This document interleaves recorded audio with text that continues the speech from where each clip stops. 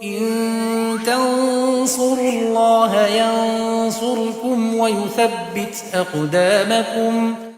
Tidak semua prasangka itu dilarang. Prasangka ada banyak macam. Tidak semua tercela, sehingga semuanya dilarang. Bahkan ada beberapa prasangka yang dipuji dalam syariat, dan bahkan ada prasangka yang hukumnya wajib.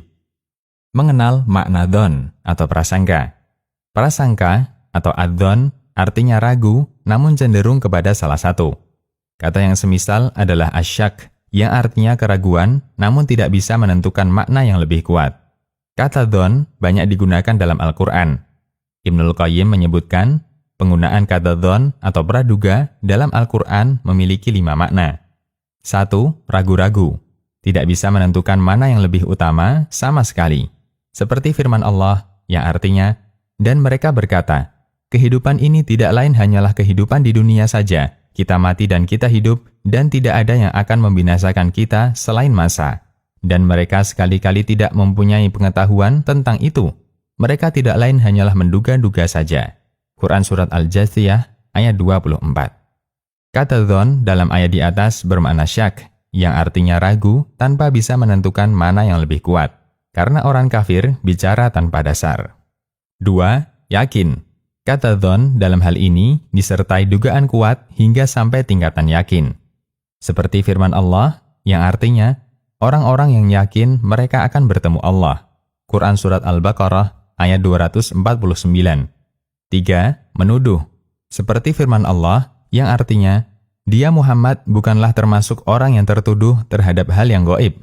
Quran Surat At-Takwir ayat 24. Berita gaib yang beliau sampaikan adalah berita yang murni benar, jujur, dan tidak hasil mengarang. 4. Mengira.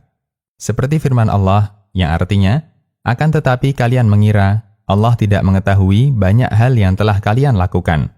Quran Surat Fussilat ayat 22. 5. Kedustaan. Seperti firman Allah, yang artinya, mereka tidak mempunyai sesuatu pengetahuan pun tentang itu. Mereka tidak lain hanyalah mengikuti persangkaan, sedang sesungguhnya persangkaan itu tiada berfaedah sedikit pun terhadap kebenaran. Quran Surat An-Najm ayat 28. Nudzatul A'yun. Hukum berprasangka. Selanjutnya, kita membahas rincian hukum berprasangka. Karena tidak semua prasangka mengandung makna negatif, tidak semua prasangka dilarang. Berikut rincian hukum prasangka. 1. Wajib. Seperti berprasangka baik atau husnudzon kepada Allah. Karena kebalikan dari itu, suudzon hukumnya haram jika ditujukan kepada Allah.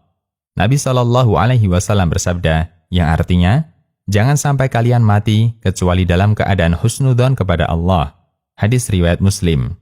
Nabi SAW juga bersabda, yang artinya, Allah berfirman, aku menurut prasangka hambaku kepadaku, dan aku bersamanya ketika dia mengingatku. Hadis riwayat Bukhari dan Muslim. Termasuk juga husnudzon kepada Rasulullah SAW kepada mukmin yang soleh, seperti para sahabat atau orang mukmin yang lahiriahnya baik. 2. Haram. Tingkatan haramnya suudzon berbeda-beda. Suudzon yang paling haram adalah suudzon kepada Allah. Allah mengancam akan memberikan hukuman kepada orang munafik dan orang musyrik karena mereka suudzon kepada Allah. Allah Subhanahu wa Ta'ala berfirman, yang artinya, dia mengadab orang-orang munafik laki-laki dan perempuan dan orang-orang musyrik laki-laki dan perempuan yang mereka itu berprasangka buruk terhadap Allah. Quran Surat Al-Fath ayat 6. Kemudian suudzon kepada Rasulullah SAW, kemudian suudzon kepada orang-orang soleh seperti para sahabat. Karena itu Allah perintahkan agar semacam ini dijauhi. Allah Subhanahu wa Ta'ala berfirman, yang artinya, hai orang-orang yang beriman, jauhilah kebanyakan prasangka, kecurigaan, karena sebagian dari prasangka itu dosa. Quran Surat Al-Hujurat ayat 12. Al-Qurtubi mengatakan, prasangka yang jelek kepada orang yang lahiriahnya baik tidak diperbolehkan. Dan dosanya adalah hukuman yang akan didapatkan dari orang yang memiliki prasangka. Tafsir Al-Qurtubi. 3. Dibolehkan. Dzon atau prasangka yang dibolehkan adalah prasangka yang tidak mengantarkan kepada dosa. Allah Subhanahu wa Ta'ala berfirman, yang artinya, karena sebagian dari prasangka itu dosa. Quran Surat Al-Hujurat ayat 12. Pemahaman kebalikannya, ada sebagian prasangka yang bukan dosa. Al-Qurtubi mengatakan, dzon dalam syariat ada dua, terpuji dan tercela. Dzon yang terpuji adalah dzon yang tidak membahayakan agama orang yang berprasangka dan orang yang menjadi sasaran prasangka ketika itu sampai kepadanya. Sementara dzon yang tercela adalah dzon kebalikannya. Tafsir Al-Qurtubi. Kemudian Al-Qurtubi menyebutkan firman Allah di surat Al-Hujurat ayat 12. Di antara dzon yang boleh adalah dzon kepada orang yang secara lahiriah dia jahat atau terbiasa melakukan maksiat secara terang-terangan.